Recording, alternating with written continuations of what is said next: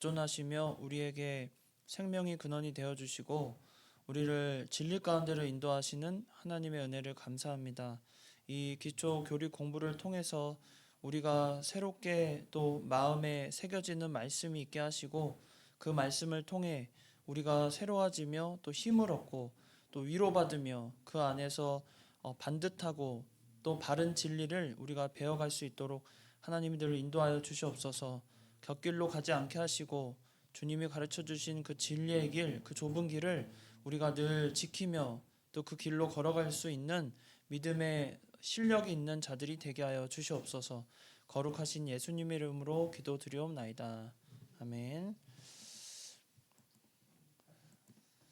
네, 오늘 기독론 7번째 그리스도의 부활입니다. 이제 기독론도 오늘과 이제 마지막 8번째 시간까지 해서 기존에는 제가 만드는 교재에서 추가로 한 두 파트가 더 나눠져서 좀 여러분에게 더 가르쳐 드리려고 이렇게 8번까지 원래는 기독론이 6번째 정도로 정리를 하려다가 이번에 만들면서 8번째까지 정리가 되어 가고 있습니다.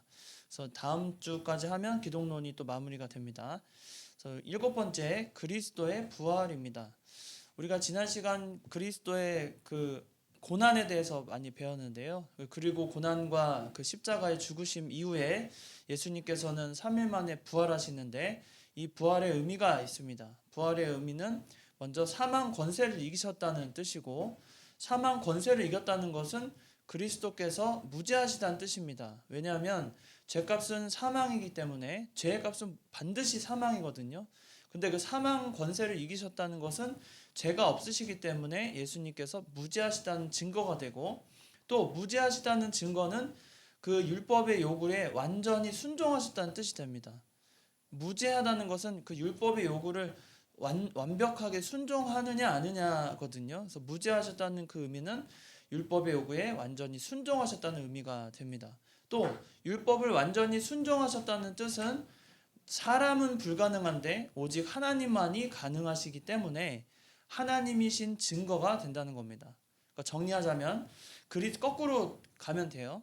그리스도께서 하나님이시기 때문에 율법의 요구를 완전히 순종하셨고 순종하신 것 때문에 무죄가 되셨기 때문에 죽지 않으시고 그 사망의 권세를 이기신 겁니다.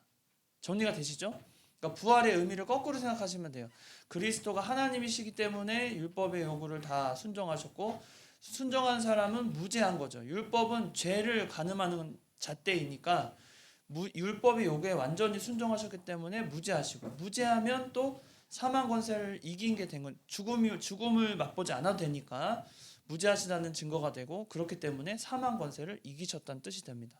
거꾸로 봐서도 되고 뒤로 가서도 되고 그러니까 부활의 의미는 이 그리스도께서 하나님이신 증거이며 또 모든 바대로 그 율법의 요구를 완전히 순종하셨다. 아주 중요한 의미를 갖게 됩니다.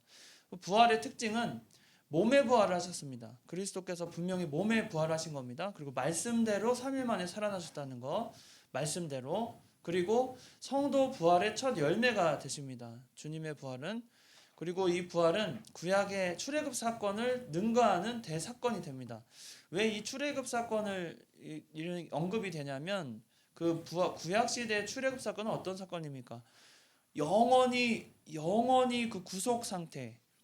그러니까 바로 왕과 그 이집트의 그 구속 상태에서 영원히 종노릇하던 이스라엘 백성들이 모세를 통해 하나님이 그 홍해를 가르시고 또 10가지 또 재앙을 통해서 애굽 사람들로부터 나올 수 있었던 그리고 약속의 땅으로 가게 된 결정적인 사건이 바로 출애굽 사건이잖아요. 그 안에서 광야를 지나면서 겪었던 뭐 반석에서 물이 난다거나 아니면 쓴물이 달게 된다거나 뭐 여러 가지 메추라기를 보내주신다거나 만나를 만나게 하신다거나 내려주셔서 먹여주신다거나 그 모든 것을 다 종합해서 출애굽 사건으로 보는 겁니다. 그 구약의 출애굽 사건은 이스라엘 백성들에게 있어서 그 이스라엘 백성들의 주거지도 변경되는 대이동, 민족의 대이동이 일어났을 것뿐 아니라 또 삶의 터전을 완전히 새롭게 하는 결정적인 사건이 출애굽 사건이거든요. 그러니까 인생에서 몇 번 만나지 않을 정말 그 인생에서 최대 사건을 뽑으라면 아마 이스라엘 백성들에게는 출애굽 사건이 가장 큰 사건일 겁니다. 그 사건을 능가하는 대사건이 뭐냐면 주님의 부활이라는 겁니다. 주님의 부활은 택한 백성들을 그 종로로 타던 데서 구원하신 그 의미보다도 신약의 모든 백성들, 또 하나님이 이 세상을 창조하신 이래에 하나님의 택하신 모든 백성들을 구원하시는 최고의 사건이 바로 주님의 부활. 그 약속을 실제 몸으로 보여주신 것이 바로 이 부활, 주님의 부활 사건이라는 겁니다. 고린도전서 15장 20절에 잠자는 자는 첫 열매가 되셨다고 그랬고, 요한일서 3장 2절에는 우리가 그와 같을 줄을 아는 것은 그의 참 모습을 그대로 볼 것이기 때문이다. 그러니까 예수님께서 우리에게 보여주신 그대로 우리도 그런 부활의 또 변화를, 부활의 또 그 모습을 우리도 갖게 된다는 거죠. 요한일서 4장 17절에는 주께서 그러하신 것 같이 우리도 이 세상에서 그러하리라. 고린도후서 3장 18절에는 그와 같은 형상으로 변화된다. 빌립보 3장 21절에는 우리의 낮은 몸을 자기 영광의 몸의 형체와 같이 변하게 하시리라. 이런 믿음과 소망을 우리에게 주신다는 겁니다. 부활을 통해서 우리도 예수님과 같은 형상으로 변화되고 영광의 몸의 형체를 갖게 되고 그렇게 같이 변하게 될 것입니다. 놀랍죠? 인간의 육체로 끝날 것이 아니라 우리는 부활체라는 소망을 또 갖게 됩니다. 그러면 이 부활체의 특징은 무엇인가? 첫 번째는 공간을 초월하는 몸이라는 거예요. 부활체는.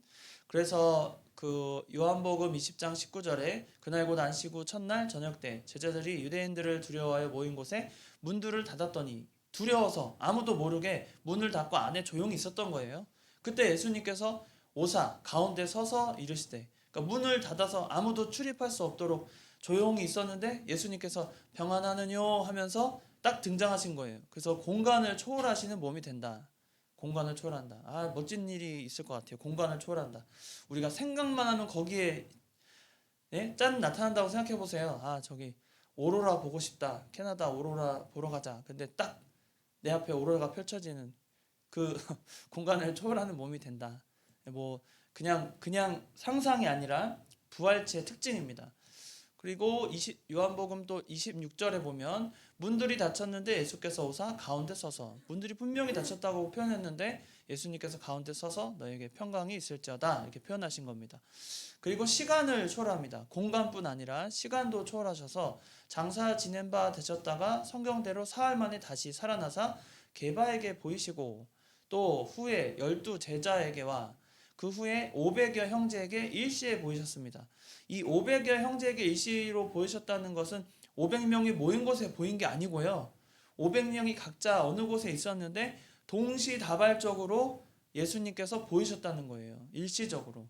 그렇게 보여질 수도 있다는 겁니다. 그러니까 시간과 공간을 초월하시는 예수님의 놀라운 그 부활체의 모습을 우리에게 알게 하십니다. 의식주도 초월합니다. 의식주. 마태복음 17장 2절에 그들 앞에서 변화되사 그 얼굴이 해같이 빛나며 옷이 빛과 같이 휘어졌더라. 빛과 같이 휘어지는 옷이 어디 있어요? 우리 세상의 옷에 아무리 패션쇼를 그렇게 열고 막 대단한 옷감을 원단을 제조하고 뭐 그렇게 해도 빛과 같이 휘어지는 옷은 없잖아요. 그런데 그런 빛과 같이 휘어지는 옷이라고 표현했는데 그게 진짜 옷이었는지도 모를 정도로 빛과 같이 휘어져 있는 모습을 갖게 되고, 요한복음 21장 9절에는 육지에 올라오니 숯불이 있는데 그 위에 생선이 놓여 떡도 있더라. 예수께서 이르시되 지금 잡은 생선을 좀 가져오라 하시니, 그러니까 예수님께서 그 배고파서 드신다기보다는 육체 그 부활체의 몸은 먹어도 되고 먹지 않아도 된다는 걸 보여줍니다. 먹어도 되고 먹지 않아도 된다.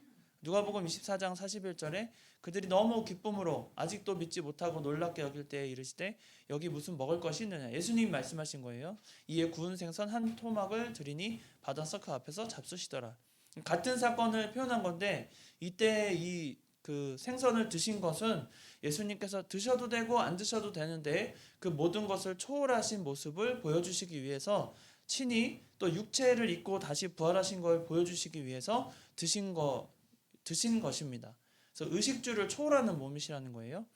그리고 영체와 육체의 특징을 다 가집니다. 영과 육의 특징을 다 갖는다는 거죠.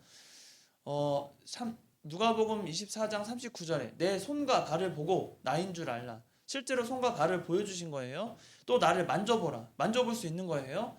영은 살과 뼈가 없으되 너희가 보는 것과 같이 나는 있느니라. 그러니까 영은 살과 뼈가 없잖아요. 영이라는 것이 영혼이. 그러나 나는 만져보라 하면서 부활체로서 그 손과 발, 실제로 육체도 갖고 계시고 영혼도 그대로 그 영혼의 모습으로 갖고 계신다는 겁니다. 다섯 번째는 신체적, 전신적, 영적으로 결함이 없는 완벽한 몸이다. 늙거나 죽거나 병들거나 다치거나 고장나거나 피곤하지 않은 몸, 이런 것이 바로 그 부활체의 모습입니다. 늙지 않는다는 게 얼마나 소망이 있어요. 죽지 않고 병들지 않고 대단한 거죠. 이런 그 부활체의 몸을 갖게 된다는 것이 우리에게 소망이 됩니다. 그런데 어떤 이제 좀 이거를 좀 과하게 주장하는 게 어떤 모습인지 우리는 이제 상상만 해보지만 실제로 이게 어떤 모습일지 우리 상상을 반드시 뛰어넘으실 텐데 그 천사와 같은 몸이다. 그런 모습이 어떤 모습일지 우리는 기대는 하지만 막 뚜렷하게 이렇게 말하자면 뚜렷하게 우리가 그게 어떤 모습이라고 주장하면 그게 잘못하면 이단이 될 수 있거든요. 잘못된 주장이 될 수 있잖아요. 근데 어떤 교단들은 이 모습을 보고 예수님이 부활하신 때의 모습, 그때가 33살이니까 우리도 33살 때의 모습으로 부활한다는 거예요. 맞아요? 틀려요? 33살이라고 말한 적 없어요, 성경에서. 근데 그 교단이 굉장히 나름대로 막 무슨 뭐 보수적이고 막 대단한 교단처럼 자기들이 막 교단 이름 자체도 막 말씀이라는 이름을 갖고 있고 막 그런 교단인데 그렇게 주장하는 거예요. 그건 옳지 않습니다. 33살이라는 건 어디에도 없어요, 성경에. 그러나 어쨌든 우리의 부활체의 모습은 천사와 같은 모습이고 성별이 없는 천사와 같은 모습이고 죽지 않고 늙지 않고 병들지 않고 다치지 않는 피곤하지 않는 그런 몸을 갖게 된다는 겁니다. 누가복음 20장 35절에 보면 저 세상과 및 죽은 자 가운데서 부활하심을 얻기에 합당히 여김을 받는 자들은 장사가고 시집가는 일이 없으며, 그러니까 장사가고 시집가는 일, 세상 사람들의 그 육체를 가지고서 그런 부활체의 모습을 갖고 있지 않다는 겁니다. 그래서 마태복음 22장에 보면 예수님께서 대답하셨습니다. 30절에 같이 읽겠습니다. 30절 시작. 부활 때는 장가도 아니가고 시집도 아니가고 하늘에 있는 천사들과 같으니라. 네, 천사들이 시집가는 거 없잖아요. 장가가는 거 없습니다. 하나님의 명령대로 순종할 뿐인데 그런 천사들과 같은 모습이 된다는 겁니다. 하늘에 속한 신령한 몸입니다. 고린도전서 15장 42절에 죽은 자의 부활도 그와 같으니 썩을 것으로 심고 썩지 아니할 것으로 다시 살아나며 썩지 않는 것으로 다시 살아나고 욕된 것으로 심고 영광스러운 것으로 다시 살아나고 약한 것으로 심고 강한 것으로 다시 살아나며 육의 몸으로 심고 신령한 몸으로 다시 살아나나니 육의 몸이 있는즉 또 영의 몸도 있느니라. 흔히 영의 몸이라고 해서 이거를 그냥 영체라는 표현을 아까 제가 썼는데 그 영의 몸이라고 표현한 것, 실제로 그 영의 몸이 우리가 생각하는 이런 몸이라는 뜻이 아니라 모르는 거예요. 우리는 그 몸이 어떻게 공간과 시간을 초월하겠어요? 이 같은 몸으로 할 수 없잖아요. 그러니까 영의 몸은 아주 특별한 것일 것이고 우리는 그냥 상상만 할 뿐이지만 그게 분명히 우리의 육체와 같은 몸은 아닐 것입니다. 우리는 이 물질적 제한을 받는 몸에 있지만 이 부활체의 몸은 그렇지 않다는 거죠. 그래서 하늘에 속한 신령한 몸이다. 그냥 그게 답인 것 같아요. 신령한 몸. 그게 무엇일까? 참 상상만 해도 기대가 되고 소망을 갖게 되는 몸입니다. 고린도 후서 5장 1절에는 만일 땅에 있는 우리의 장막 집이 무너지면 땅에 있는 우리의 장막 집이 뭐예요? 육체를 말합니다. 하나님께서 지으신 집 곧 손으로 지은 것이 아니오 하늘에는 영원한 집이 우리에게 있을 줄 아느니라. 이 집은 두 가지 의미를 갖는데 우리의 장막 땅에 있는 우리의 장막집은 우리의 육체를 의미하지만 그게 무너진다. 그러니까 죽게 되면 하나님께서 지으신 집 곧 손으로 지은 것이 아니오 하늘에 있는 영원한 집이 우리에게 있는 줄 아느니라. 그러니까 천국에 있는 우리의 집 또 육체의 이 집을 떠나서 육체의 장막을 떠나서 하늘에 거하는 영원한 집이 우리에게 있다라고 반드시 소망과 약속을 우리에게 주신 겁니다. 모습을 다르게 바꿀 수도 있습니다. 부활체는 예수님께서 특히 그렇게 하셨죠. 그 마가복음 16장 12절에 그 후에 그들 중 두 사람이 걸어서 그 누구예요? 이 두 사람이 네? 두 사람 제자들 중에 두 사람이에요. 글로바 인물일 수 있고 뭐 여러 인물일 수 있겠지만 그 두 사람이 걸어서 시골로 갈 때 그 예수께서 다른 모양으로 그들에게 나타나서 무슨 일이 일어나냐 이게 뭐 속에 이렇게 물어보는 장면 나오잖아요. 근데 그 누가복음 24장의 16절 24장 16절에 그들의 눈이 가리워져서 그인 줄 알아보지 못했다고 그랬어요. 그러니까 눈이 가리워졌다라는 것은 실제로 그 눈이 가려져서 예수님의 그 십자가에 못 박히시기 전의 모습을 말하자면 기억하지 못하는 거냐 그렇게 말하는 사람도 있지만 그게 아니라 이 모습을 다르게 한 걸로 표현이 되어 네. 표현이 되어 있는 것입니다. 그래서 눈이 가려졌다는 것보다는 깨닫지 못하고 그를 알아보지 못하는 다른 모양으로 그들에게 나타났다. 이게 더 확실한 그 증거가 될 수 있거든요. 마가복음이. 그래서 예수님께서 이 제자들에게 나타날 때 그러니까 과거 4일 전에 십자가에 못 박히시기 전에 그 모습이 아니라 다른 모습으로 그들에게 먼저 나타나셨다. 그러니까 그 모습을 스스로 바꿀 수도 있는 그 놀라운 그런 능력도 이 부활체가 갖고 있다는 겁니다. 이것이 우리에게 주시는 부활의 소망, 시간과 공간과 또 모든 것을 초월하시는 또 의식주를 초월하시고 모든 것을 초월하시는 놀라운 영적인 그 신령한 몸을 예수님께서 먼저 친히 기록하시고 약속하시고 우리에게도 그 모습을 보여주시겠다고 하신 겁니다. 그래서 우리가 이 부활을 믿는다는 것은 서두에 말씀드렸지만 우리가 예수님께서 하나님이시면서 또 율법의 모든 그 요구를 또 순종하셨고 그러므로 무죄하심으로 또 사망의 권세를 이기신 그 모든 것을 담아 부활체의 새로운 우리에게 새로운 그 집을 소개하시고 땅에 있는 장막된 우리의 집보다 더 그 능력 있고 뛰어난 그런 신령한 몸을 우리에게 약속하셨기 때문에 우리가 예수님의 부활을 보면서 우리도 믿는 자 모두가 그 안에서 새로워지고 부활할 것을 믿는 그런 믿음을 우리가 확고히 가져야 할 것입니다. 이 새로운 모습, 이 다 본문마다 이렇게 정리를 할 때마다 다시 새롭게 이렇게 부활을 이해하시고 그 안에서 더 깨달으시고 말씀 가운데 더 확신을 갖는 그런 저희들이 돼야 할 것입니다.